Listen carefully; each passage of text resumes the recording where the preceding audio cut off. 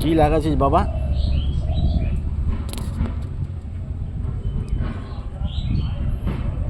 জয় মা বাবা। কোথায় নে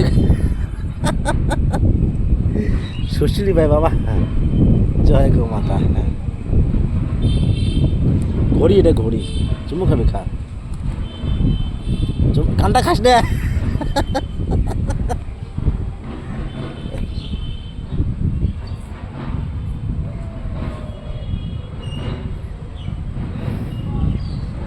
দেখছো গোমাতার কি ভদ্র।